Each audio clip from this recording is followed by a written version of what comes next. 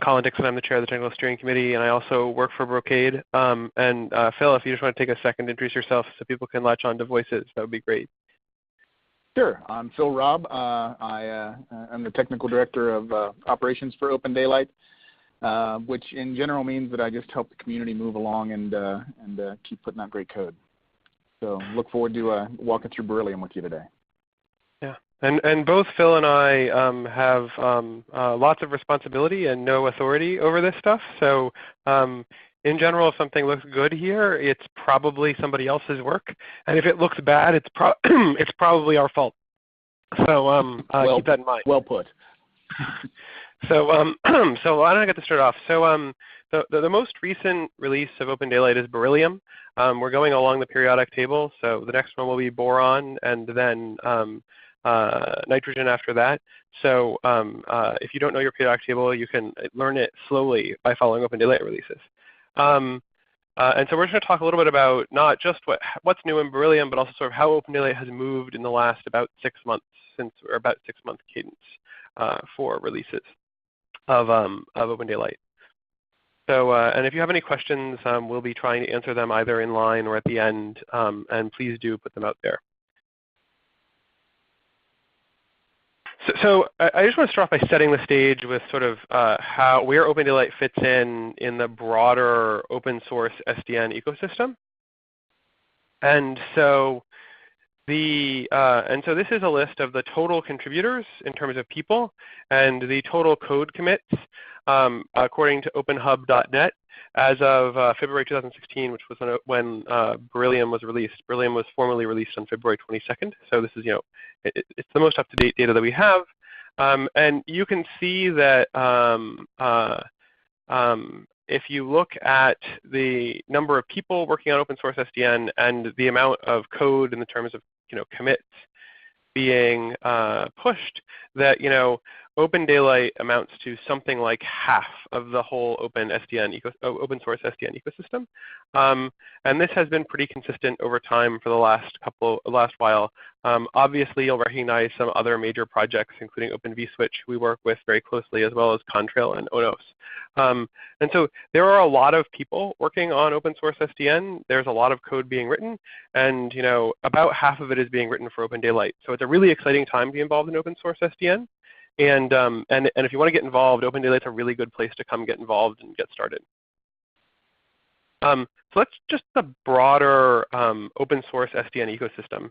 But specifically, we want to talk a little bit about how Open Daylight and how it's being used, because I think a lot of the biggest changes that have happened between Lithium and Beryllium have been less about the technical advances that we've made, although there's quite a bit of that, and I will talk to it, and more about the shift from Open Daylight being a tool for proofs of concept and research deployments into something that is actively running in production and being used to solve real problems for real customers and for real users.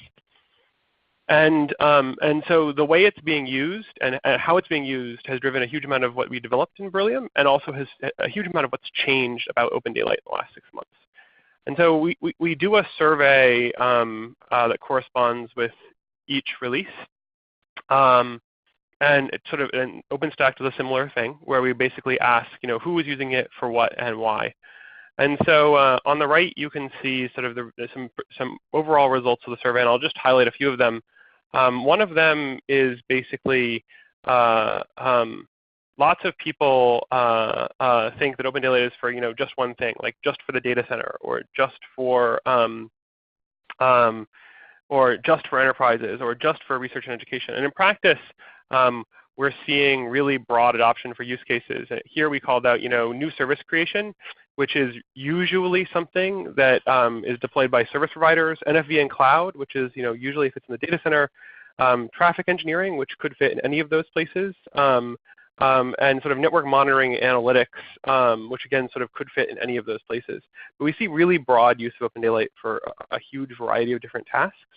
And I'll get into how we're starting to categorize those tasks based on user feedback a little bit later on. And at the bottom, you can see how our users are distributed. And you can see they're distributed pretty evenly between North America, Europe, and Asia.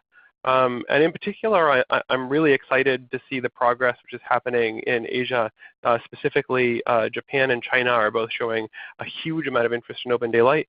And we've seen Tencent, which is one of the largest web-scale companies in the world, in China, not just joining open daylight, but actually running it in production in their data centers and acting as an advocate for trying to get other people to get involved in open source SDN and open daylight in China.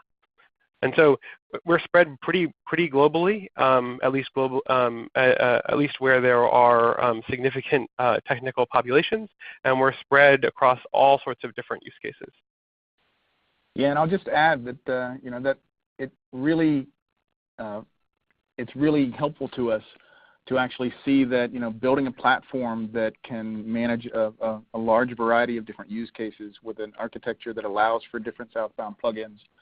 And a plethora of different services that leverage those to actually watch the different use cases that we're starting to see go into production across these different models, right? And across, be it traffic engineering, be it NFV and cloud. So the leverage of the components is what we were hoping for, and that's exactly what we're seeing come to fruition here. So yeah, and thank you, Phil. That's absolutely the case. And so this next slide just is more results, and it makes the same point I made before, which is that we really aren't a single focus open source project. We really do not only try to support use cases widely across the board, but actually the people adopting it for those uses are pretty evenly split between people developing products out of open daylight, people using it for research and education, people using it to provide as service providers, and people using it for enterprises.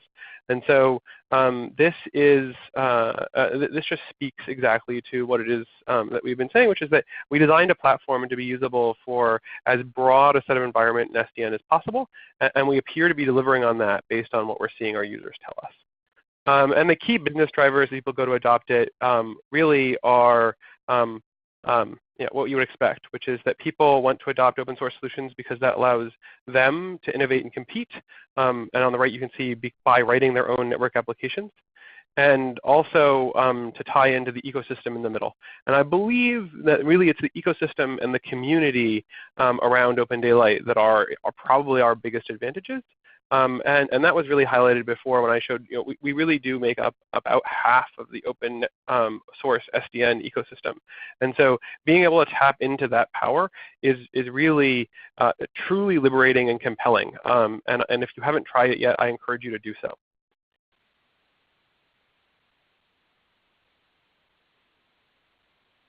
So that was really about open daylight, the open source SDN ecosystem, open daylight, and how our users are using it.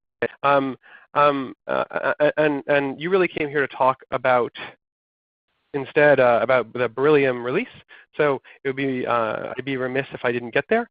So this is the high-level architecture diagram for open daylight Beryllium. It is, and if you don't understand every single point on here, that's fine. You can go read more about them on the download page. But the key points I want to call out is that we essentially have an architecture which is drivers for different kinds of southbound protocols and devices at the bottom. Then we have an abstraction layer, which provides essentially the runtime and ability to interact between network services and applications and everything that runs on top. We have network services, which are designed to provide enhanced abilities, services you can rely on or to build better applications. Then we have applications, which would run on top of all of this, and they access things either via Java APIs as well as through REST APIs, and or we have new bindings in Beryllium for things like AMQP. And so so the key point here is there's a lot of things here. You don't have to use them all, but they're all there if you wanted to use them. The ones in beige with black text are the ones that are new in Beryllium. And just because something isn't new doesn't mean that they're, just because things aren't new doesn't mean that it didn't change a lot. So for instance, the clustering support for applications improved dramatically in Beryllium, and many applications took advantage of that. Most of the applications that took advantage of that were already there. So even though the OVSDB neutron service did a massive amount of work to become highly available, that isn't reflected because they were there in previous releases.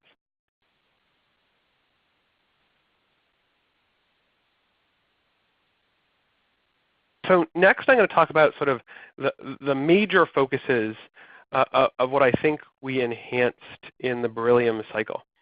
And after that, I'm going to talk about sort of how we're grouping use cases based on user feedback. And then I'll talk a little bit more in depth about how you might download and play with Open Daylight and what you might want to know. So the first major thing that we pushed on for Beryllium was around performance and stability. And this again ties back to what I was saying, that the biggest thing that happened maybe wasn't technical, but was a shift in how our users were consuming Open Daylight, that we saw more production deployments and more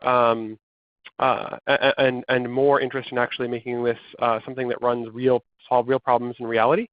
And so this has resulted in exactly what you expect, which is that people really need it to be highly available, stable, and performant.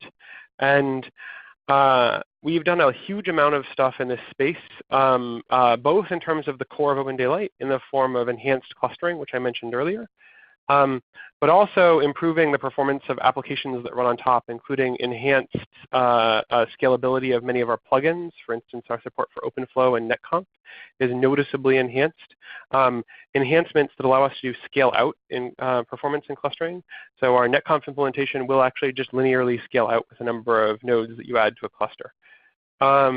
We also have accelerated some of our network service chaining features. So now we have the ability to essentially deploy virtual network functions or middle boxes on particular hosts in OpenStack in order to be able to make sure that you're getting the best performance out of those virtual network functions you're deploying as possible. And that's DPDK, accelerated virtual switches. We also have one of the strongest and most exciting integration and testing communities I've ever seen anywhere, never mind in an open source project. Traditionally, open source projects are not so good at that. We not only do we do a huge amount of testing, but we spend over $1 million as a project on it between a Linux Foundation staff member who helps to keep the infrastructure, Linux Foundation staff members that help get the infrastructure up and running, and also just in fees for the cloud services that we consume in order to do that testing. And the result of all of this is that we have a huge and very robust set of tests that help us make sure that not only are we improving, but that we aren't accidentally introducing regressions, and that new code can be ingested quickly and confidently that it's going to do the thing that it says it does, and it's not going to break other people. And so this has all really been about how do we provide confidence to our users as they go to actually put this into reality.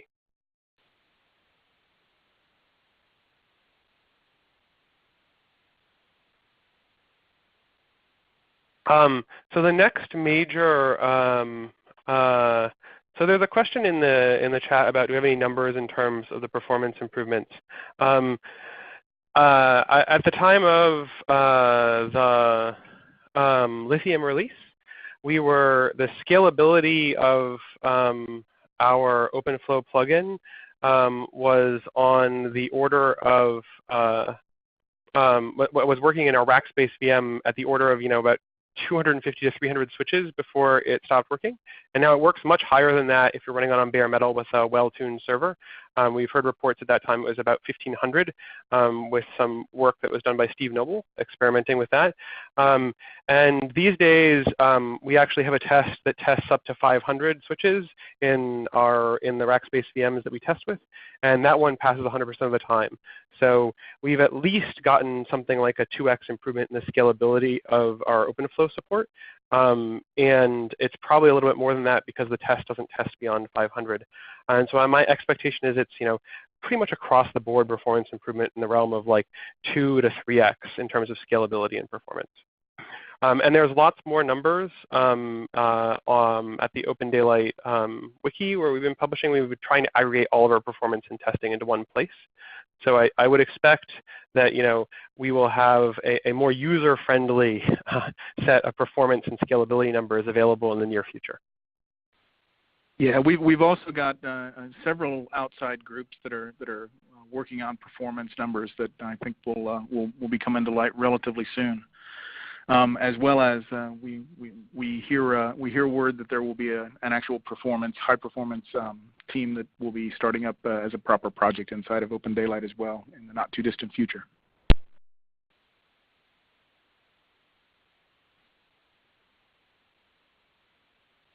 So the next thing I want to talk about that we focused on really heavily in Beryllium is OpenStack integration for providing network virtualization via the Neutron API.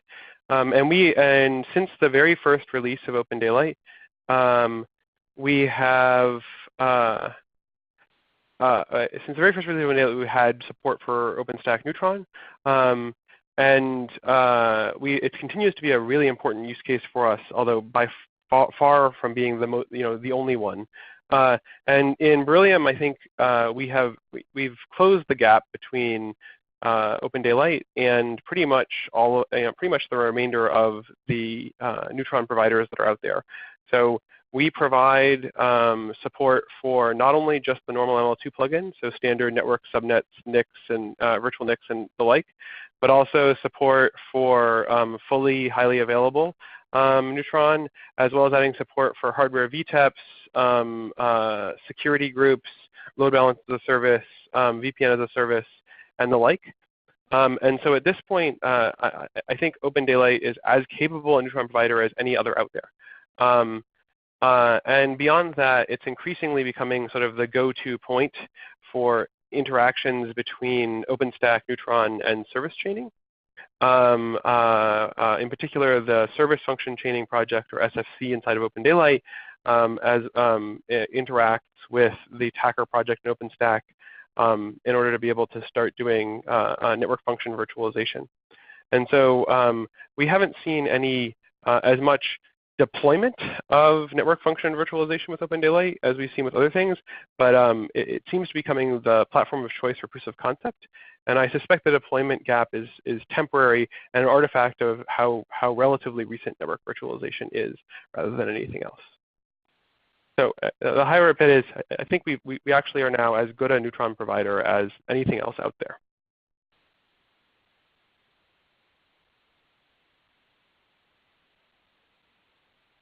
The third thing I really wanted to highlight is enhanced tooling. So we have a whole bunch of additional pieces that exist around and outside the controller itself, designed to make it easier for people to both build applications as well as integrate Open Daylight into their real-world deployments and into the broader IT ecosystem. And so this, again, it's really about the fact that people are actually using it for real things. And so you have to admit, you have to deal with the reality that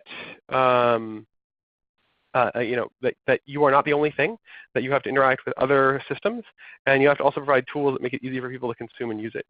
And so just to highlight a few, we have the Next UI toolkit is a developer toolkit that allows for building really rich sort of layered network visualizations, which are pretty common to want to render in sort of when doing things like SDN, but are often difficult to make look good or even make them work at all.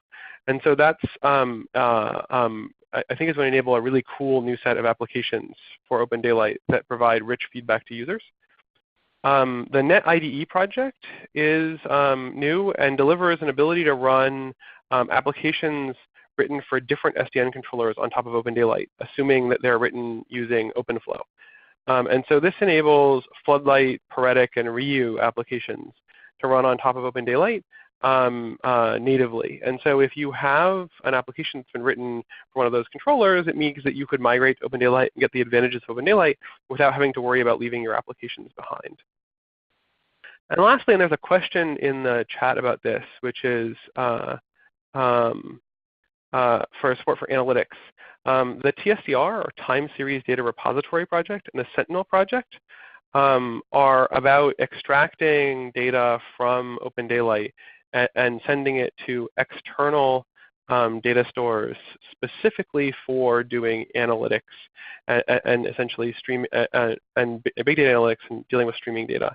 And so they allow, I think right now, for export to things like HBase and Cassandra, and it's a plug-in based architecture. So if you have a different kind of data store that you'd like to export data to, that will be relatively easy for you to add if you wanted to. And so these tools are really about making people's lives easier, both to build applications as well as to deploy and manage Open Daylight.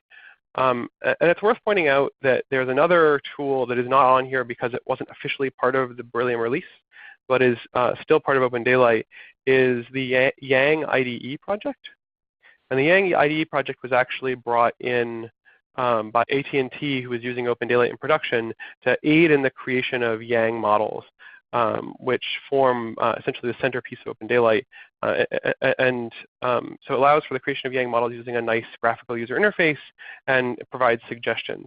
And so the fact that we have users who are actually running it in production contributing their tooling back, it is probably my single favorite thing that is currently happening in Open Daylight. That's that loop that once you close it, starts to make everything better again and again and again.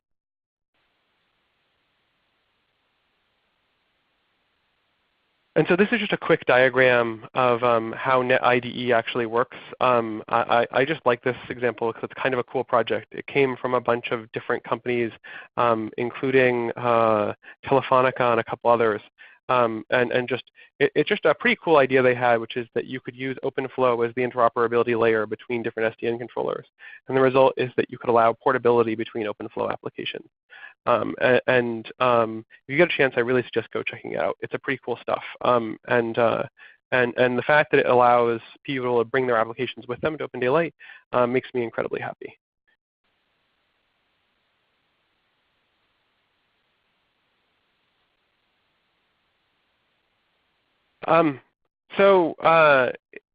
As I go into talking about sort of broader parts of Open Daylight Beryllium, I'm going to talk about them in the context of 5 use cases. And this is just because we don't really have time for me to go through each individual project in Open Daylight in detail. We have, I think, 50 projects in Beryllium.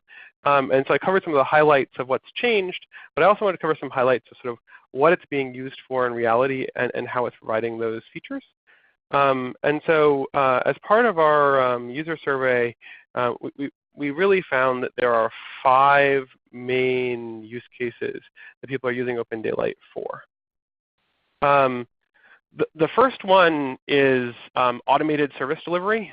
And this is the ability to provide new services quickly, usually to your customers.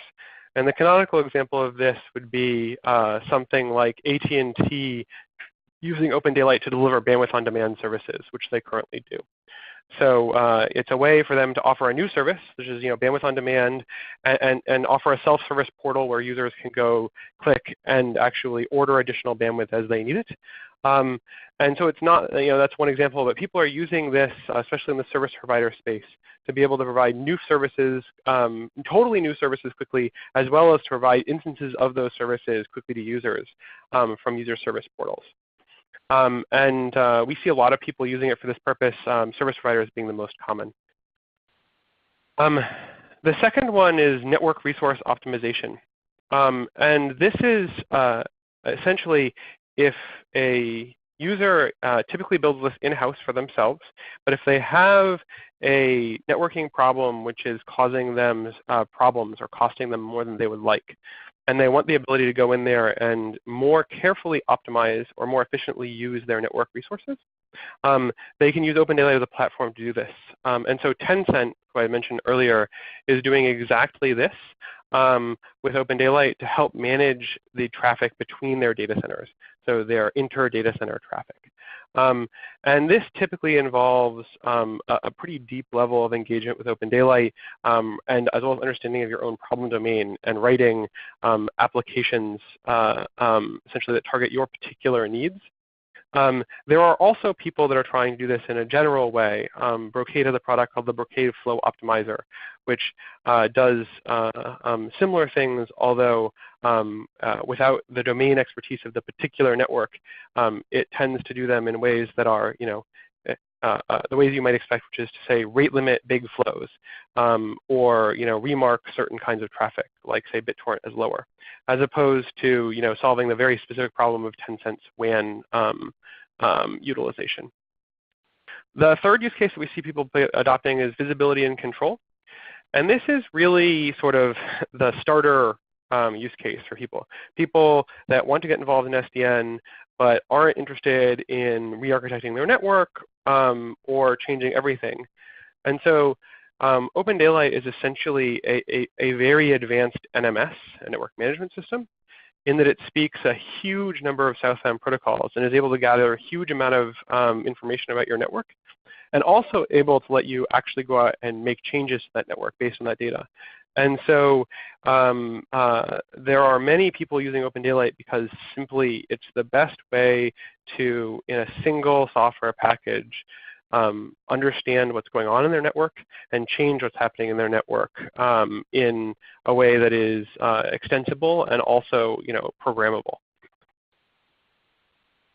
And so these are all sort of various forms of, they're brown because they're brownfield deployments. They're taking an existing network and trying to add additional capabilities or additional functionality on top of what's already there.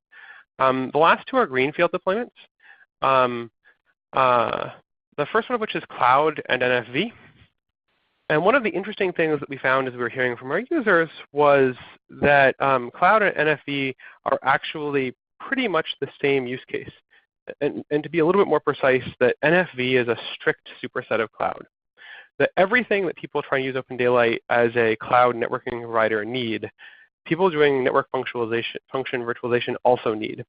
So in order to do network function virtualization, you need the ability to spin up virtual machines in order to house your virtual network functions. So you can have a bunch of VMs act as a firewall instead of having a hardware firewall, which is the same as cloud. You also need the ability, in order to have highly dynamic network connectivity, you need to have the ability to have tenants. You need the ability to have essentially remote access to the infrastructure, so VPN as a service. So you really need all of the same things there. But in addition, you have the requirements of establishing service chains, so being able to route traffic through chains of these virtual network functions. So first it should go to the set of firewall, the set of VMs running the firewall, then it should go to the set of VMs providing the load balancer, then it should go to something else, and then it should be delivered to the server that needs it.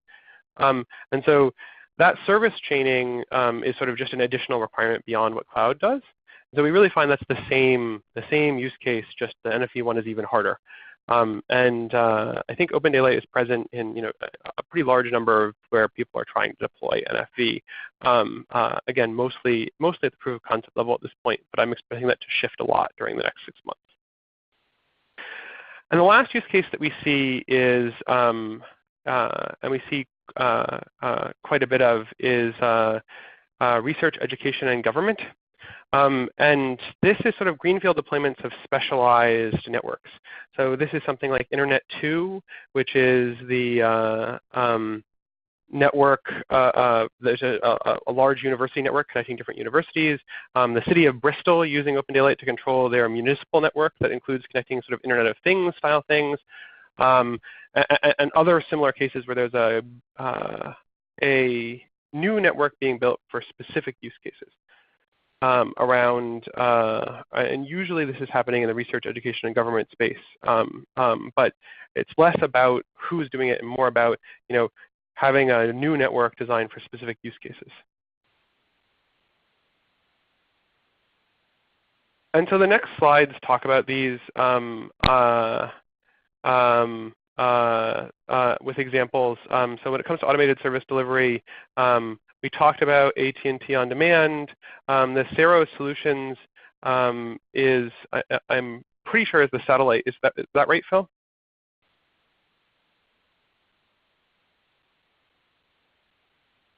Sorry, yes, it is. Okay, and so this is the satellite system allowing for basically, a lot of their customers are essentially mining operations and things like that who need satellite connectivity. And so they are using Open Daylight to actually orchestrate satellite links to provide connectivity to remote locations. Telstra has been using it in order to deliver new services in the form of data center interconnects for their customers. The Large Hadron Collider is using it to distribute data more effectively to universities. These are examples of, you need a new service and there isn't a good way to deploy it except via SDN. And Open Daylight is an exceptionally good way to deploy new services using SDN. When it comes to network resource optimization, I think we talked about what Tencent is doing. There are many other people doing this. But using this to do anything from multi-layer WAN optimization, so joint optical and electrical pathing, to doing remarking, to reconfiguring existing paths in specific cases, to providing carrier LAN services. Visibility and control, I mentioned, is sort of really trying to do single way to look at what's going on in your network. I mentioned the brocade flow optimizer in the context of network optimization, but I mean, you could definitely see it this way as a way to get a better view of what's going on in your network and how to react to it. We also have some users in the form of Telefonica are working on things in the space, as well as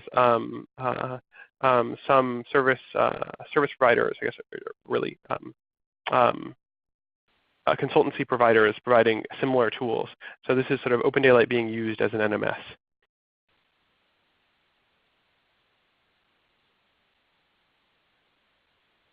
So, and then Cloud and NFV, I think I talked really heavily about this. It's being used in particular by China Mobile and Orange and the Massachusetts Open Cloud, but it does all of the normal things that you would expect Cloud and NFV to do, including network virtualization and the like. And lastly, research education. I told you about Cornell. We talked about the city of Bristol. SurfNet and Jayant are large research network providers in the EU. And so those are really, and I just want to stress, those 5 use cases are not, this is not top-down driven. This is not something where it is that we said, these are the 5 use cases Open Daylight will support. And do it from there. This is really, we built a platform and we saw what came into the platform. And these are the clusters of what people are using that we've seen emerge from that platform. And so this is really about how users are choosing to adopt SDN and choosing to deploy the platform, not about what it is that we think that users should be doing. Phil, do you want to add anything to that? Sorry, no. I have to admit I'm busily answering questions that are coming in. I appreciate that immensely. No, there is no way to do feature :install for the Next command. It is distributed as a developer toolkit. So Next is not a user interface in and of itself. It is a developer toolkit which you can use. There is a download available for that developer toolkit, which either is on the website now or will be on the website very, very, very shortly. Yeah, I actually pasted it into the chat, so it's just above. Another person asked about Next as well, and so the URL is actually in the chat for everybody. Perfect. I'm only looking at things labeled as questions, not things labeled as answers, so that's why. So okay, so cool. So so now that you have some idea sort of what's new in Open Daylight Beryllium, what people are using it for, I wanted to give a little bit of context about how you could go out and get involved. And so there'll be a link to a downloads page in a couple of links, but if you search for download Open Daylight, my guess is it comes up first. And maybe not. We should probably fix that. But I'm sure Phil will put in the link to the download page. And you download it, you can go play with it there. There's a getting started guide, which has been wildly improved for the Beryllium release, which I think provides a lot of, not only an introduction to how to actually like run it and get it started, but also an introduction to the concepts and sort of what you need to understand to be able to run it and maybe even think about developing it. So there's 4 main components that I think a user should still care about Open Daylight, even though they're internal in their details. If you want to download Open Daylight and use it, understanding that these exist is useful. So we use Apache Carafe as our runtime. It is a container that basically is for running Java services, and in particular OSGI Java services. But really what it is it's a container that lets you install new applications and see what you have installed, as well as generally understand the health and what's going on inside of Open Daylight, and really easily enable and disable different functionality as you see fit in your particular use case. And so Apache Carafe is sort of how we distribute things. Think about it as sort of what Open Daylight's equivalent of Docker, something like that. It's not actually an operating system; it's just a container, but it's a way to spin up Open Daylight quickly and easily. Deluxe is our web-based user interface that allows you to basically get a web interface to Open Daylight, see what's installed, see your network, see what hosts are attached to your network, and the like. It's also highly extensible. And so that's where Next comes in, which is if you want to write a Deluxe extension Deluxe, you can also pull in the NEXT visualizations in order to build really rich topological visualizations of whatever it is that you're trying to help users accomplish, and actually publish that as a Deluxe application. And lastly, but probably most importantly, is the MDSAL, which stands for the Model-Driven Service Abstraction Layer. This is essentially the core piece of architecture of Open Daylight, which allows for applications to coexist in a microservices architecture and consume various plugins and network services, as well as provide functionality to users. And so all of the interfaces to the services are defined using Yang. So if you show up and want to provide a host discovery service, you would model that service in Yang, say, what data is it providing, what RPCs does it provide, does it have any notifications, that kind of thing.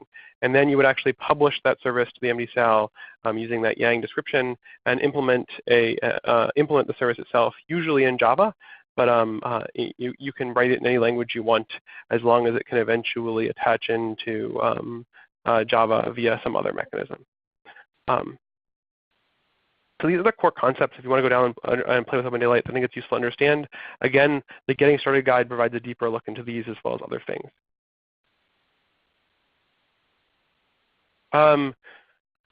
We are in the process of providing essentially web accessible JavaDoc for all of the different APIs that are available in Open Daylight.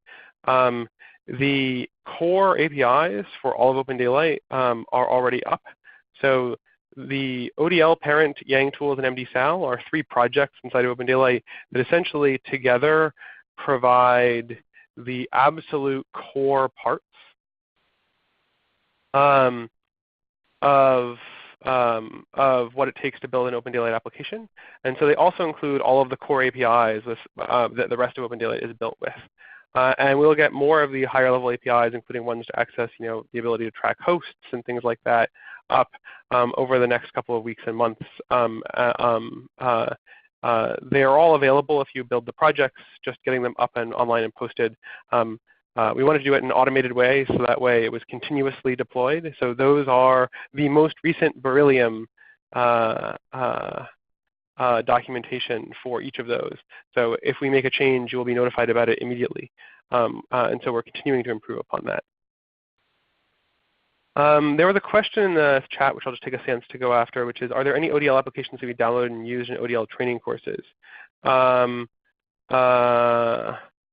So there are, and mentions Mininet. So the example I always have people use is the L2 switch project and Mininet in Open Daylight, where you can actually do demos where you can get playing with bringing up L2 switch, which will give you connectivity between all of the nodes in Mininet, and you can modify it to do other things like, say, create 2 different availability zones, or sort of 2 different basically tenants in the L2 switch. That way, one person can't see the other person's traffic, or their hosts data won't be forwarded between them.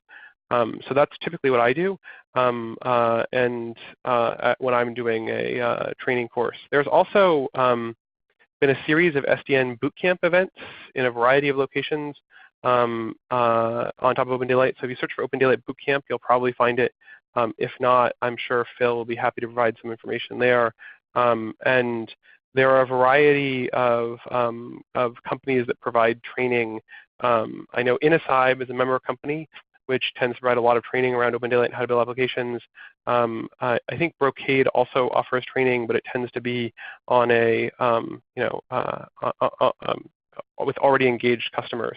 But there are people looking to provide training and can help you out. Now, Phil, yeah, there is a wiki. Yeah, no, there is a wiki page as well called Core Tutorials, which is in need of further work, and we will be working on it. But there is some good information in there as well. And like I said, keep your eye on that page in particular, because we'll be shuttling more community activities there. And I'll just I'll close off with I mentioned this earlier. You can download Open Daylight, look at the Getting Started guide, or also find people that are providing products based on Open Daylight, as well as offering services based on Open Daylight. So generally speaking, get involved in or start developing with Open Daylight. And you can do all of that if you go to opendaylight.org/start.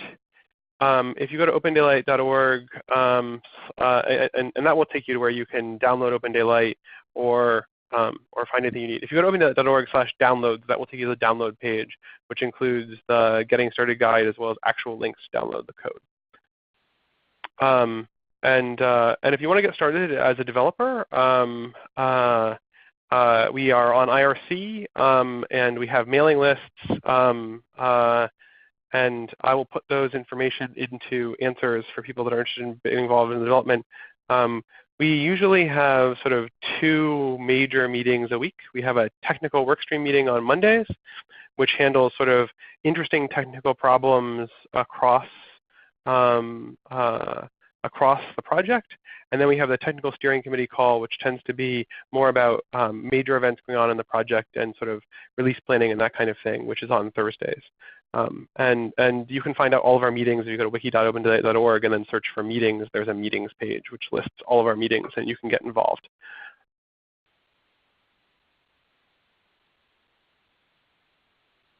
And so with that, I think that we're about 45 minutes into the talk, and that's pretty much exactly what I was aiming for.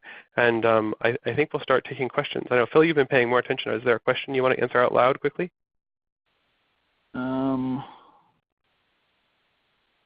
Let's see. No, we should probably just take them in order, I think. Okay. That haven't been answered yet. Open Daylight supports scaling feature in terms of VMs. So Open Daylight scales can run in a cluster, and the cluster need not be VMs, or it could be physical machines.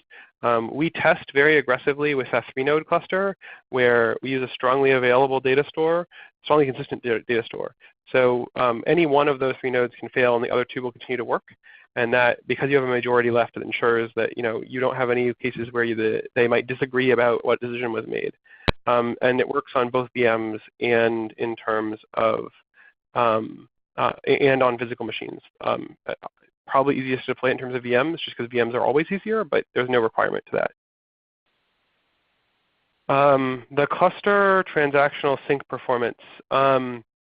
Clustering performance is a little bit lower than performance without clustering.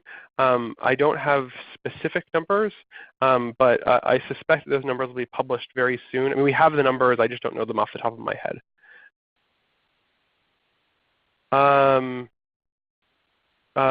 Do we support scaling numbers? Scaling numbers for southbound netconf comparison with lithium beryllium.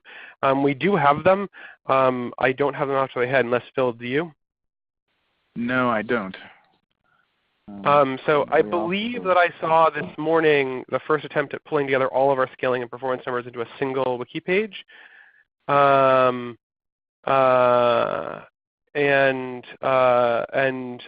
I can find that, I will put that out, and I can distribute that to people that attended this. There is a significant effort to try and, we do a lot of performance and scale testing. It tends to be done by individual projects and not aggregated up. And we're discovering that people really want to know the answers. So we will start aggregating them and probably publishing them in a user-facing way, in an easy-to-understand way soon, like in the next couple of weeks. The shim in NetIDE is RESTconf. That's a good question. Let me go look at that diagram quickly. I had the same thing. It's most probably REST, but yeah, we'd have to go look. It's possible that they implemented it as a Java interface, which then speaks AMQP. So if you look at this slide, but I honestly, I haven't been as close to that code as to say for sure. It's either going to be RESTconf as the interface or be a Java implementation that then works with AMQP.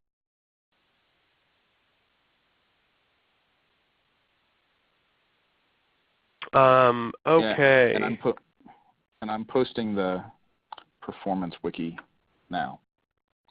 Okay, and all of and most of our performance numbers are run as automated tests inside of our Jenkins continuous integration infrastructure.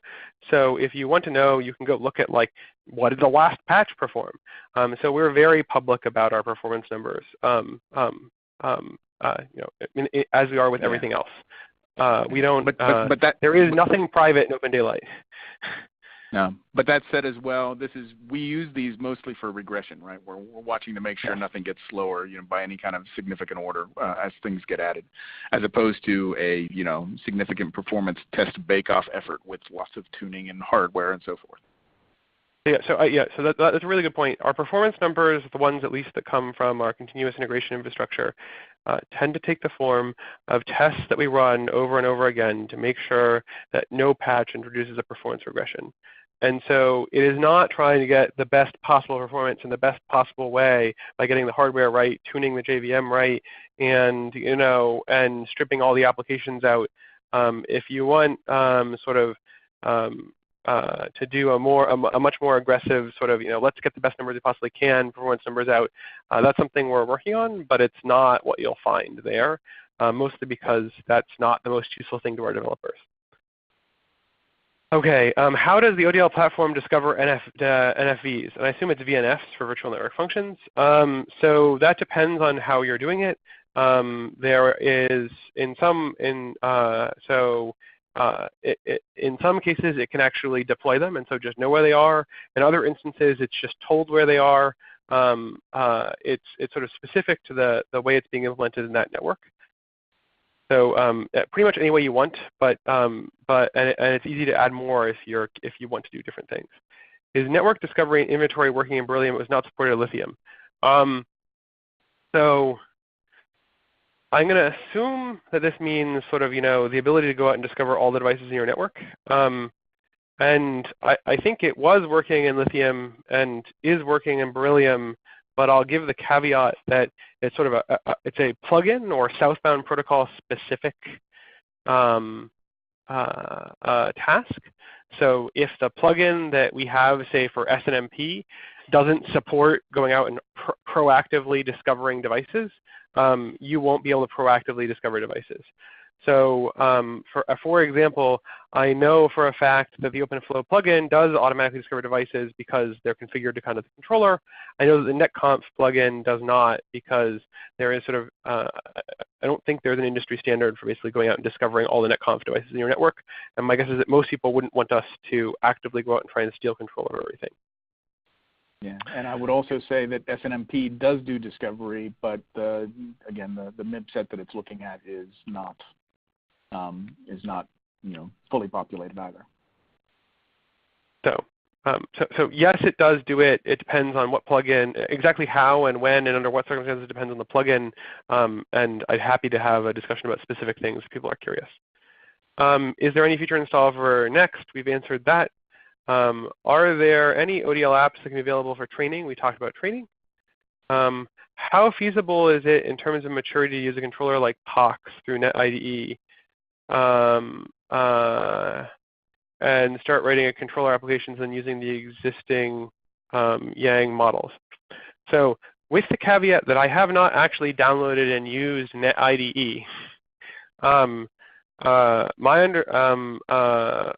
understanding is that if you want to do a proof of concept or play with things, I would go out there and I think that, and if you're using OpenFlow 1.0, or is it 1.3 now? Do you remember NetIDE, Phil? No, I don't remember. Okay, so it's possible it's only OpenFlow 1.0, but don't take my word for it. Please go check. The NetIDE project, I think if you're using OpenFlow, it should do the translation in a reasonable way. And effectively that's because they realized that, the only thing which will come out of the bottom end of POX is OpenFlow rules. And Open Daylight supports a very nice interface for installing OpenFlow rules. And so as a consequence, all you need to do is sort of, take the OpenFlow events and pass them back and forth. And it turns out that, it's a simple matter of code in both the snarky way and sort of the somewhat painful way. But I would test it before running it in production, but that's true for everything. But I believe that it should work as long as you're talking about OpenFlow to OpenFlow.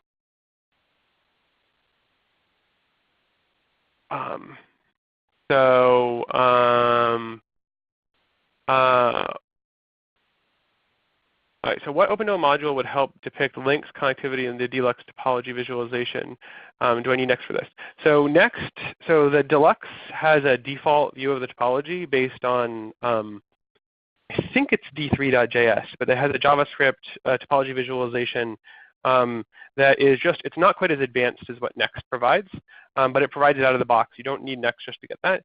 And that is populated by any module that exports topology information from what they have.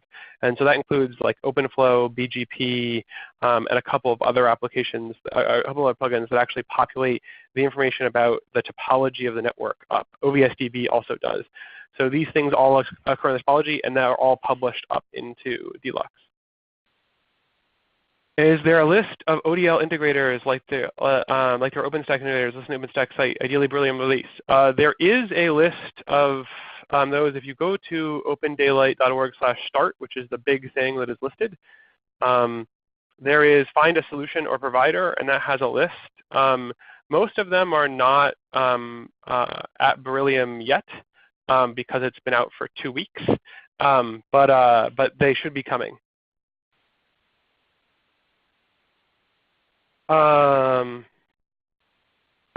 So scaling federation and high availability capabilities. So we have we provide scalability and high availability through clustering. Our clustering is based on an implementation of Raft, the Raft distributed consensus protocol on top of the Akka cluster delivery system.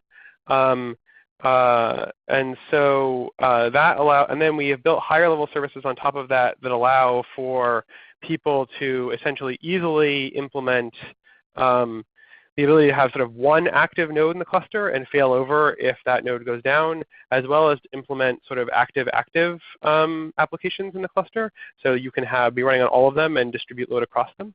And some applications have adopted one, some of them have adopted the other.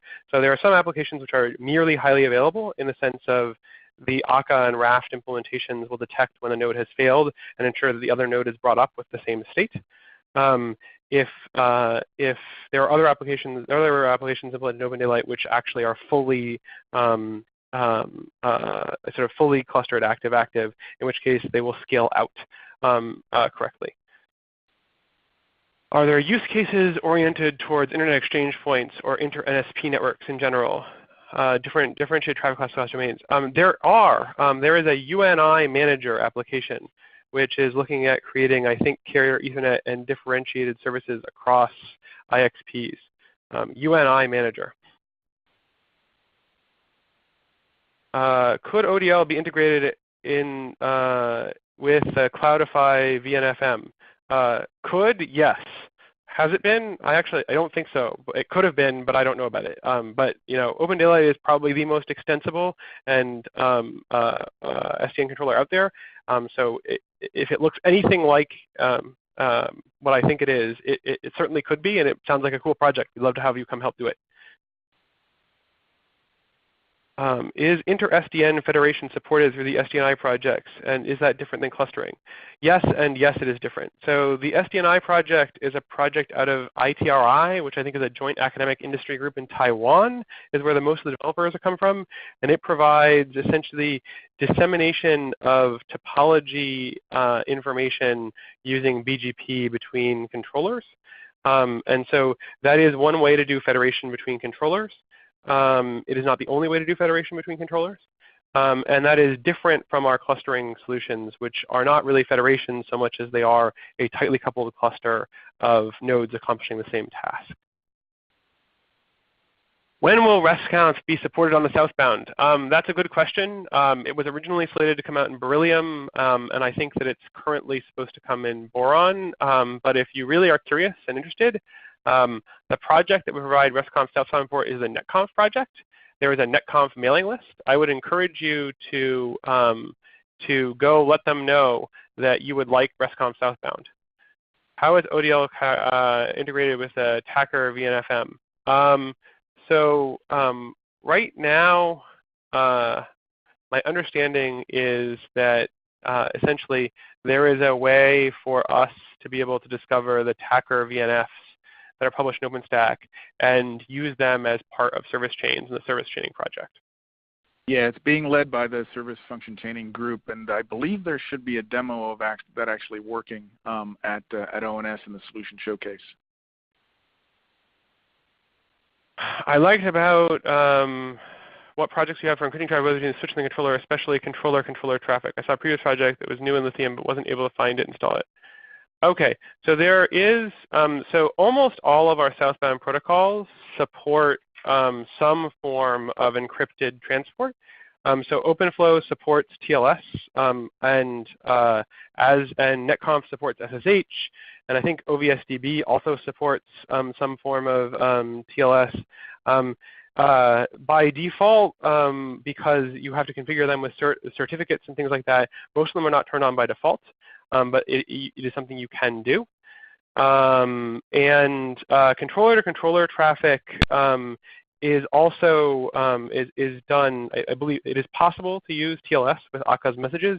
It is not enabled by default, again, because our experience is that users have very specific certificates and ways they want to configure encryption. And so that is part of how it is deployed and brought up on users or customers' sites, as opposed to something which is done for them. There is also a unified controller, unified security manager, which tries to. Go ahead. Yeah, unified secure channel. Yeah. Oh well, so there's two different things. There's the unified secure channel, but there's also the security information controller shield, right? So there's two different things. There's unified secure channel, which is a set of technologies developed by Huawei that's inside Open Daylight that allows for you to essentially create encrypted tunnels to a unified secure channel agent in another network, which you can use to do anything you want from doing control of a device across the WAN to anything else. There's also a controller shield project which tries to provide a unified set of information about all of the different devices and whether the communication with them is currently encrypted or not, so that way you understand what's going on. So this stuff all exists. For better or for worse, security is a holistic thing, and so users really need to understand what their security needs are and how to meet them with the tools that we give them. And pretty much anything I think we would do on our end would likely only complicate getting it actually securely deployed on a user site, sadly. How stable are the cluster tests on Beryllium? I haven't looked at the cluster tests recently, but I work really closely with Luis Gomez and James Larson, who are the two people who do them. And my understanding is that they have gotten quite stable towards the end of Beryllium, and so we are still flushing out. I'm sure there are still bugs in our clustering because there are bugs in everybody's clustering, but they are stable. If you set up a cluster correctly, our experience is that it does really work. Yeah, and again, we can reach out. Yeah, no, I was just going to say, again, the community is very welcoming. Reach out to Luis Gomez. There's also a clustering testing meeting specifically that happens every week on Thursdays, and if you go to the wiki, there's a page that has all of our events. There are all of our meetings that you can go to. Are you planning some more technical deep dive sessions regarding architecture, et cetera? We certainly could. If you have questions, you can ask. And either here or on the mailing lists, or come talk to us at our booth at the Open Networking Summit. Do we have documentation on how to replicate cluster setup in Beryllium? There is documentation on cluster setup. If you want, my suggestion is if you really, really want the actual automated ways to deploy a cluster of Beryllium, I would suggest go looking at our tests. They're checked into our integration test repository, and those things are the things that have to actually deploy the cluster and have it work. So they're guaranteed to be up to date and they're guaranteed to work. There is also documentation on how to deploy it, and I'd have to dig up that link, but I can. I think it's still available in on the wiki, and I'd have to. And Phil, if you can find that link, it would be really useful. Yeah, let me work on Can the MD-Sal layer use an DBMS like MySQL or Oracle as a backend? Does it use H2 by default? So the MD-Sal uses level DB by default, and it's actually backed by Akka. So it's actually using Akka persistence to store its data. So it is in memory and memory alone when it's running, but it is persisted to disk by Akka's persistence layer using the level DB plugin for persistence. Anything which can be loaded as an Akka persistence plugin could thus be used as the persistence layer for the MD-Sal.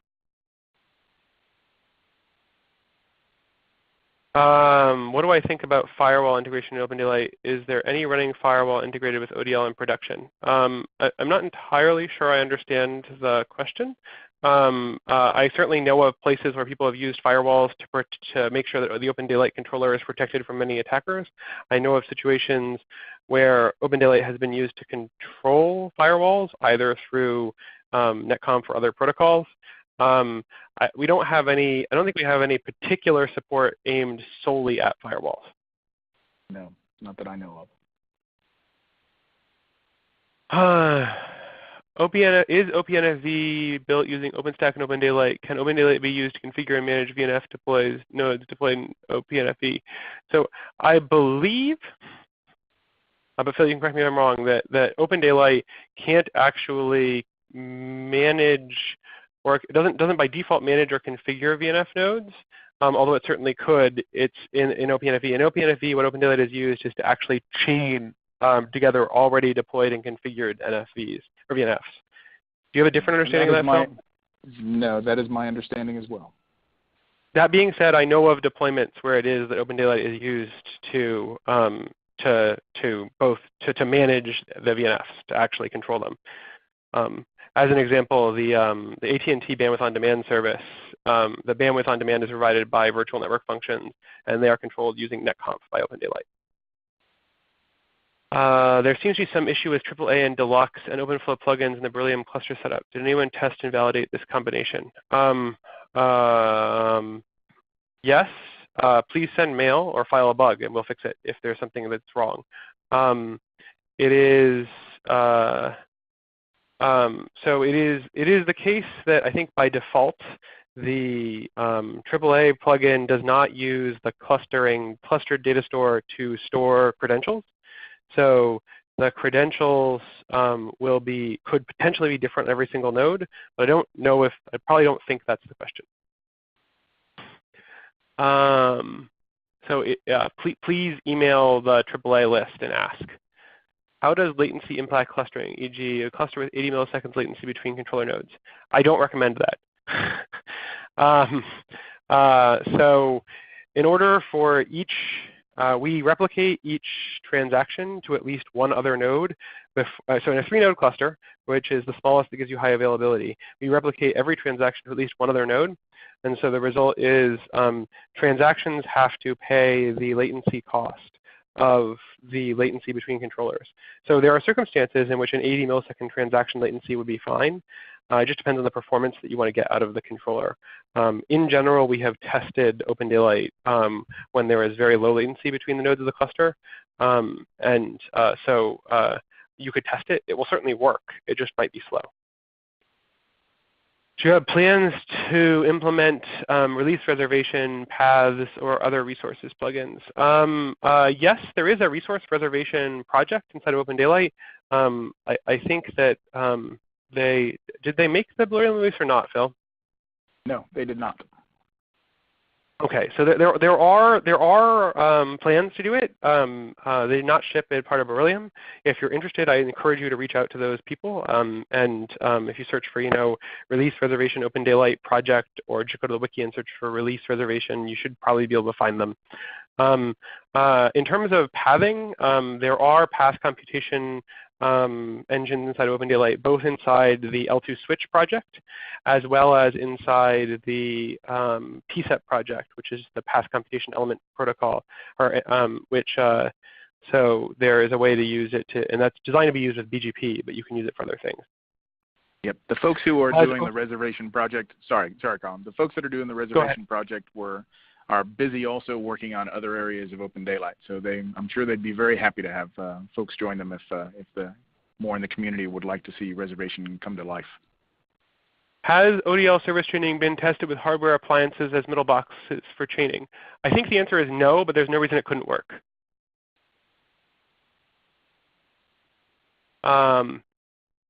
Read from followers in a cluster setup is still an issue. Is there a way to tie in config and operational shards of the same node to the same cluster node? So, okay, so at any given point in time, for every Yang module in Open Daylight, there is one shard leader, and there are, if you're using 3 nodes, 2 shard followers. By default, all reads go to the leader because that simplifies the distributed systems understanding for people, because that means everybody will get the same answer.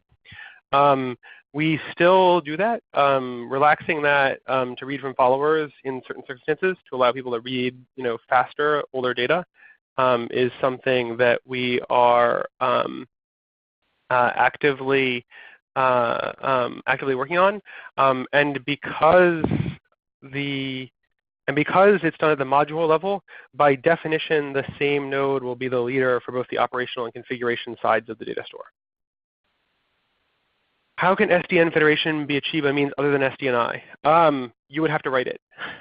So that's not quite true. That's a little bit glib. So you could imagine using Open Daylight's REST-conf interfaces to do federation. So you could actually have one controller talk to the other controller using REST-conf in order to be able to understand what's available there, and have looser integration there across the REST-conf interface and using a different data store, which would be the way that I would probably go about it. SDN expands the threat surface. How is ODL addressing them? So in general, I guess I don't know that I agree that SDN expands the threat surface. It certainly creates another object. It doesn't expand the threat surface of the existing things which are going on, but it does certainly add a controller, which is now very powerful and a potential attack vector.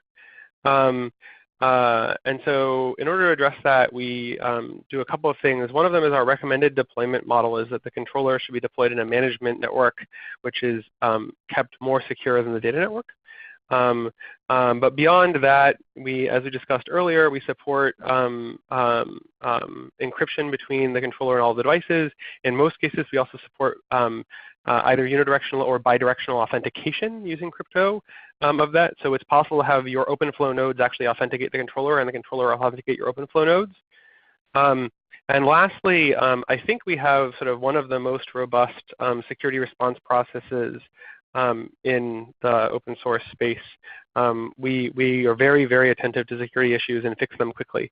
On at least one case, we've gone from hearing about a vulnerability to having the shipped version that you could upgrade to out and on the download page in less than 4 days. Are the versions on the Docker Hub current?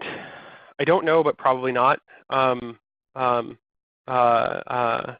you know, Phil? No, I do not know if they're current. All right. For the NFV use case, is there any purpose besides SF service chaining that we will need ODL that OpenStack by itself cannot support?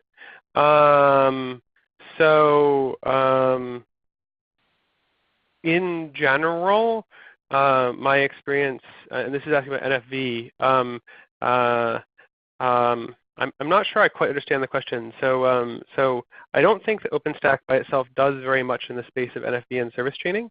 I mean, Tacker is doing VNFM, but my intuition is that both OpenStack and Open Daylight are working very hard and oftentimes together on making network function virtualization work. So my guess is that any huge differences are likely small at this point in time. But in general, the difference between OpenStack networking and Open Daylight networking has been that OpenStack networking usually assumes things are virtual and assumes that the network is essentially infinite bandwidth and highly reliable. Whereas Open Daylight takes, because it is network-centric, takes a more nuanced view of the network, including allowing better support for hardware as well as virtual objects, and also allowing for understanding of the underlay topology and perhaps doing optimization of paths in a more meaningful way. Which data store configure operational does XSQL tool show data from? I think the answer is either one, but I would have to go look at it and use it again. It's been a while. Probably by default, it looks at the configuration. Any information about the SAL, any attempt to align it with other things like the ONF, MEF, or OPNFV? So the Yang models in our service abstraction layer are often derived from sources like the IETF and like OpenConfig. We recently participated in a data modeling workshop with all of those organizations, including ETSI in Denver. I don't know, Phil, if you want to add anything else there. Yeah, no, I mean, you said it right. I mean, we by and large use the Yang models, and data models that are available, and we make up our own when we need to. We try not to do that any more than we absolutely have to. We certainly go to the standards organizations first. Okay, so has two-node clustering been implemented? There is no current two-node clustering implementation. There was an extended discussion about it at the beginning of I think during Lithium or the beginning of Beryllium, in which an architecture was proposed, but the architecture was never implemented. If people are interested and want to help, we would always accept it. And there's been a lot of work around how it would work and how it would integrate with our clustering. So how does upgrade work from Lithium to Beryllium, and how and can a live deployment be upgraded? So updating from Lithium to Beryllium is something which is a little bit complicated and involves understanding what applications you have and what's changed about them. So it involves some pretty careful understanding of what's going on there. The simplest recommendation I would have is to shut down the controller, install the new thing over it, and before you install the new thing over it, I would get all of your data out of the controller using the using REST calls, and then I would try and put the data back in and see where there are problems. So the short version is there is no automated upgrade that's available. My experience has been that for specific users with a specific set of features enabled, that upgrades are often possible but involve a little bit of care. Is there a plan to enhance the documentation? So there are lots of plans to enhance the documentation. The PDF documents that are available on the downloads page are the most cleaned up and useful documentation that we've sort of put together, and we're hoping to publish them as HTML versions as well. The Getting Started guide has been totally revamped and I think will be pretty useful. But yes, improving documentation is near the top of our list. If OF plugin is used as a stateless components with reduced data store transactions, would it help scaling this outbound? This may be specific to a use case, though. Hi, Muthu. And yes, I think that if performance is your top thing and you can get away without having to record an E state, you could probably modify things in order to be able to be faster. That isn't something we do because I think most people want to keep the state around. Is there a place where there would be instructions? The USC project, and you found the USC page. Sweet. Do you have performance tests about controller traffic during leadership change? I don't know. Specifically about performance during leadership change, I don't know. We have a, if the leadership change is graceful, which is to say the leader goes down, it tells somebody else to take over for it. And so that leadership change should have little or no performance impact. If a leadership change is unexpected, there's sort of a fundamental trade-off between efficiency of not stopping to wait and of accidentally thrashing if the leader is just a little bit slow. So, so there's going to be some impact in non-graceful changes, but sort of that's fundamental, and it can be tuned to your particular needs. Has anybody tested synchronization between multi-controller network where the controller is separated by 80 milliseconds and a single application wants to make changes, the end-to-end flow going through switches controlled by the different controllers? I don't know. Not to my knowledge. Again, I think it should work. I think the only it will work. So if there's an 80 millisecond latency between all three of the controllers, it will probably work slower than normal. Whether or not it works fast enough for you, you would have to test. So is there any latency requirements on the disk? We are sometimes seeing disk latency of 100 milliseconds, and it does cause the shard leader to change in the cluster. Interesting. I hadn't considered the idea that the latency to disk would be 100 milliseconds. My guess is that that our code probably does expect shorter latencies to disk than that. My guess is that we could probably change it so that way it doesn't require less than that. But effectively, we require, we assume that people want to have all of their transactions persisted. And so before a transaction is applied, we actually make sure it was written to disk. So that would be effectively having 100 plus latency between all of the nodes in your cluster. Which, as I said, would probably be beyond the scope of what we tested and think it should work with. If there isn't already a knob to do it, we could probably add a knob that allowed you to basically persist in the background so that you wouldn't eat that 100 milliseconds of latency at the cost of maybe losing some data if you had a failure. Do you have any plans to support the 1+1 model in open daylight clustering? As I said, we have an architecture laid out for how it could be done, but right now we don't have anybody that's vehemently asking for it, or anybody that's currently working on it. So if you want to do one of the two, let us know. And what's the plan for hitless upgrades? Our plan for hitless upgrades essentially is to basically have a 3-node cluster at least, and to upgrade each individual node of the cluster and leave the other 2 running as you go. And then support the ability to have multiple different versions of Open Daylight running in the same cluster and interoperate. When exactly that will be done isn't obvious to me. I'd like to say boron, but my guess is that's probably going to be a little bit later than boron. But with sufficient resources and sufficient interest, it's an open source project and anything can be done.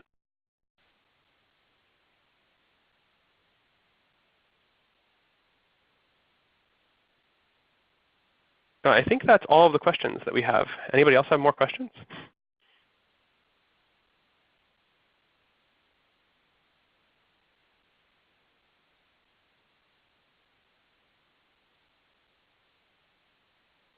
Cool. So please go check out Open Daylight, and thank you so much for coming. And I guess the thank you slide isn't particularly useful, so I'm going to go back to where it is that you can go to opendaylight.org/start and actually get started using it, because that's what would be most interesting to me. So if you're not including clustering loses HA if only 2 nodes are available, but they're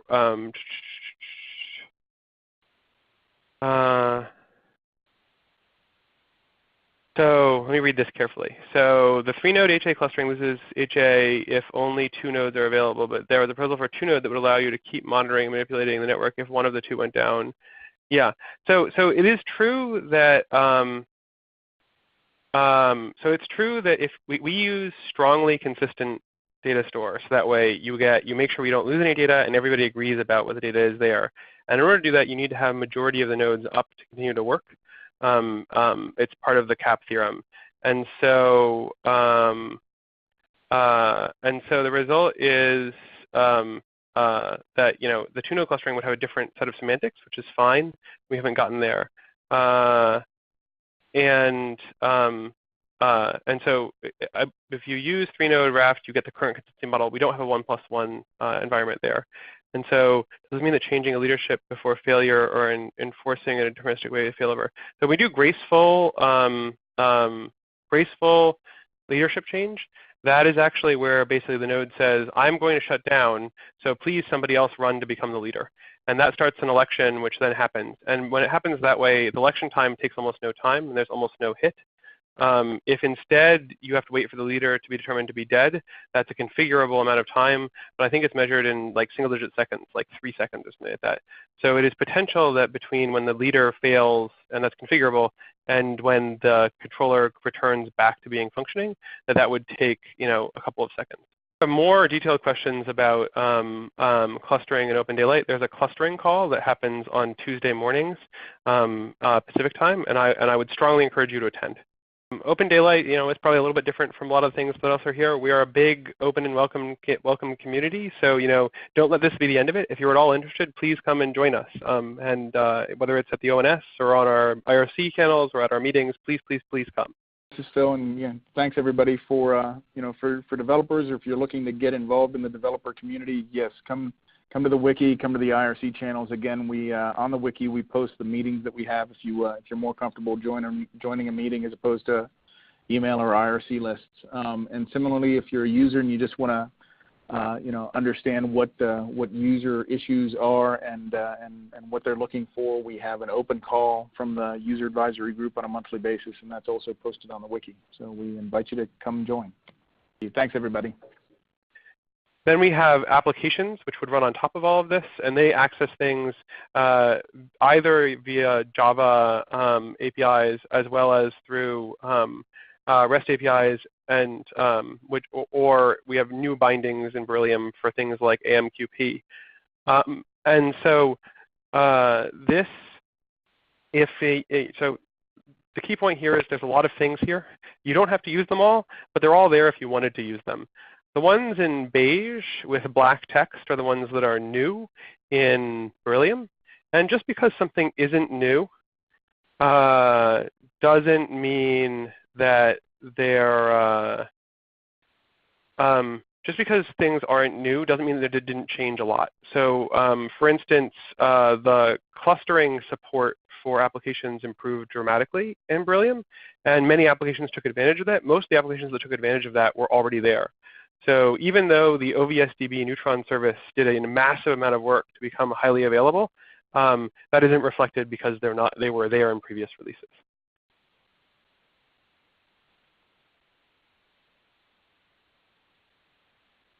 So next I'm going to talk about sort of the major focuses of what I think we enhanced in the Beryllium cycle. And after that, I'm going to talk about sort of how we're grouping use cases based on user feedback. And then I'll talk a little bit more in depth about how you might download and play with Open Daylight and what you might want to know. So the first major thing that we pushed on for Beryllium was around performance and stability. And this again ties back to what I was saying, that the biggest thing that happened maybe wasn't technical, but was a shift in how our users were consuming Open Daylight, that we saw more production deployments and more more interest in actually making this something that solve real problems in reality. And so this has resulted in exactly what you'd expect, which is that people really need it to be highly available, stable, and performant. And we've done a huge amount of stuff in this space, both in terms of the core of Open Daylight in the form of enhanced clustering, which I mentioned earlier, but also improving the performance of applications that run on top, including enhanced scalability of many of our plugins. For instance, our support for OpenFlow and NetConf is noticeably enhanced. Enhancements that allow us to do scale out in performance and clustering. So our NetConf implementation will actually just linearly scale out with the number of nodes that you add to a cluster. We also have accelerated some of our network service chaining features. So now we have the ability to essentially deploy virtual network functions or middle boxes on particular hosts in OpenStack in order to be able to make sure that you're getting the best performance out of those virtual network functions you're deploying as possible. And that's DPDK accelerated virtual switches. We also have one of the strongest and most exciting integration and testing communities I've ever seen anywhere, never mind in an open source project. Traditionally, open source projects are not so good at that. We not only do we do a huge amount of testing, but we spend over $1 million as a project on it between a Linux Foundation staff member who helps to keep the infrastructure, Linux Foundation staff members that help keep the infrastructure up and running, and also just in fees for the cloud services that we consume in order to do that testing. And the result of all of this is that we have a huge and very robust set of tests that help us make sure that not only are we improving, but that we aren't accidentally introducing regressions, and that new code can be ingested quickly and confidently that it's going to do the thing that it says it does, and it's not going to break other people. And so this has all really been about how do we provide confidence to our users as they go to actually put this into reality.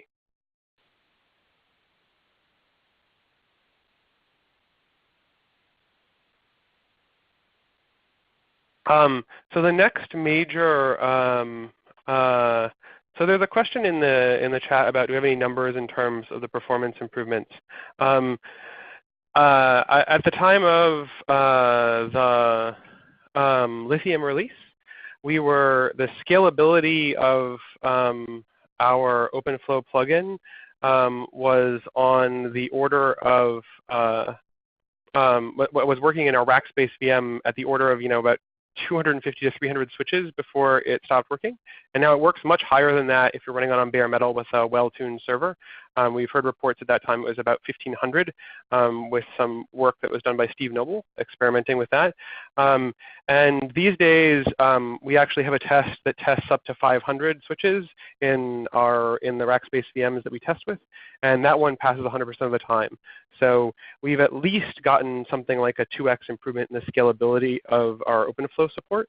And it's probably a little bit more than that because the test doesn't test beyond 500. And so my expectation is it's pretty much across the board performance improvement in the realm of like 2 to 3x in terms of scalability and performance. And there's lots more numbers at the Open Daylight wiki where we've been publishing. We've been trying to aggregate all of our performance and testing into one place.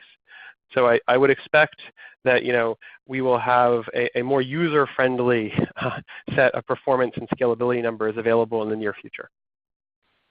Yeah, we've also got several outside groups that are working on performance numbers that I think will be coming to light relatively soon. I'm Colin Dixon. I'm the chair of the Technical Steering Committee, and I also work for Brocade. And Phil, if you just want to take a second to introduce yourself so people can latch on to voices, that would be great.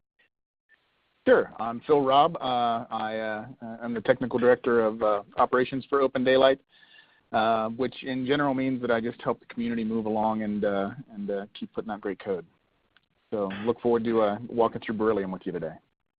Yeah, and both Phil and I have lots of responsibility and no authority over this stuff. So in general, if something looks good here, it's probably somebody else's work, and if it looks bad, it's probably our fault. So keep that in mind. Well put. So so why don't I get this started off? So the most recent release of Open Daylight is Beryllium. We're going along the periodic table, so the next one will be boron, and then nitrogen after that. So if you don't know your periodic table, you can learn it slowly by following Open Daylight releases. And so we're just going to talk a little bit about not just what's new in Beryllium, but also sort of how Open Daylight has moved in the last about 6 months, since we're about 6-month cadence for releases of Open Daylight. So, and if you have any questions, we'll be trying to answer them either in line or at the end, and please do put them out there. So I just want to start off by setting the stage with sort of where Open Daylight fits in the broader open source SDN ecosystem. And so this is a list of the total contributors in terms of people and the total code commits according to openhub.net as of February 2016, which was when Beryllium was released. Beryllium was formally released on February 22nd. So this is, it's the most up-to-date data that we have. And you can see that if you look at the number of people working on open source SDN and the amount of code in the terms of commits being pushed, that Open Daylight amounts to something like half of the whole open source SDN ecosystem, and this has been pretty consistent over time for the last while. Obviously, you'll recognize some other major projects, including Open vSwitch, we work with very closely, as well as Contrail and ONS. And so there are a lot of people working on open source SDN. There's a lot of code being written, and about half of it is being written for Open Daylight. So it's a really exciting time to be involved in open source SDN. And if you want to get involved, Open Daylight's a really good place to come get involved and get started. So that's just the broader open source SDN ecosystem. But specifically, we want to talk a little bit about how Open Daylight and how it's being used, because I think a lot of the biggest changes that have happened between Lithium and Beryllium have been these different models, right, and across, be it traffic engineering, be it NFV and cloud. So the leverage of the components is what we were hoping for, and that's exactly what we're seeing come to fruition here. So yeah, and thank you, Phil. That's absolutely the case. And so this next slide just is more results, and it makes the same point I made before, which is that we really aren't a single focus open source project.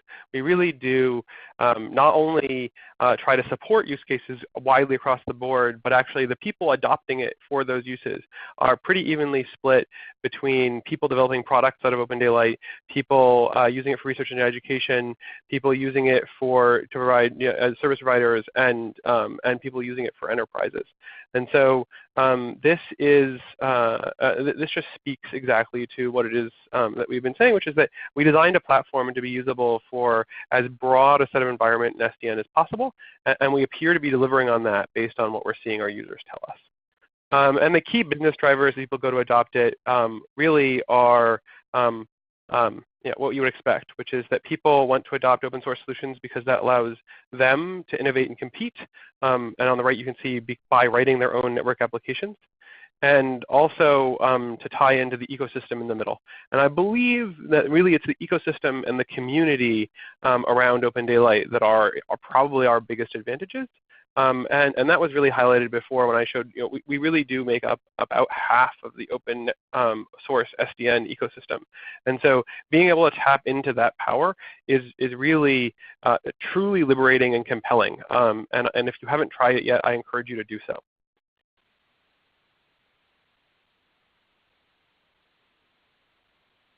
So that was really about Open Daylight, the open source SDN ecosystem, Open Daylight, and how our users are using it. And you really came here to talk about instead about the Beryllium release. So it would be I'd be remiss if I didn't get there. So this is the high-level architecture diagram for Open Daylight Beryllium. It is, and if you don't understand every single point on here, that's fine. You can go read more about them on the download page. But the key points I want to call out is that we essentially have an architecture which is drivers for different kinds of southbound protocols and devices at the bottom. Then we have an abstraction layer, which provides essentially the runtime and ability to interact between network services and applications and everything that runs on top. We have network services, which are designed to provide enhanced abilities, services you can rely on or build better applications. Less about the technical advances that we've made, although there's quite a bit of that, and I will talk to it. And more about the shift from Open Daylight being a tool for proofs of concept and research deployments into something that is actively running in production and being used to solve real problems for real customers and for real users. And so the way it's being used and how it's being used has driven a huge amount of what we developed in Beryllium, and also has a huge amount of what's changed about Open Daylight in the last 6 months. And so we do a survey that corresponds with each release. And it's sort of an OpenStack does a similar thing where we basically ask, who is using it for what and why. And so on the right, you can see sort of some overall results of the survey, and I'll just highlight a few of them. One of them is basically lots of people think that Open Daylight is for just one thing, like just for the data center, or just for enterprises, or just for research and education. And in practice, we're seeing really broad adoption for use cases. Here we called out new service creation, which is usually something that is deployed by service providers, NFV and cloud, which is usually if it's in the data center, traffic engineering, which could fit in any of those places. And sort of network monitoring analytics, which again sort of could fit in any of those places. But we see really broad use of Open Daylight for a huge variety of different tasks. And I'll get into how we're starting to categorize those tasks based on user feedback a little bit later on. And at the bottom, you can see how our users are distributed. And you can see they're distributed pretty evenly between North America, Europe, and Asia. And in particular, I'm really excited to see the progress which is happening in Asia. Specifically, Japan and China are both showing a huge amount of interest in Open Daylight. And we've seen Tencent, which is one of the largest web-scale companies in the world, in China, not just joining Open Daylight, but actually running it in production in their data centers and acting as an advocate for trying to get other people to get involved in open source SDN and Open Daylight in China. And so we're spread pretty globally, at least where there are significant technical populations, and we're spread across all sorts of different use cases. Yeah, and I'll just add that that it's really helpful to us to actually see that building a platform that can manage a large variety of different use cases with an architecture that allows for different southbound plugins. And a plethora of different services that leverage those to actually watch the different use cases that we're starting to see go into production across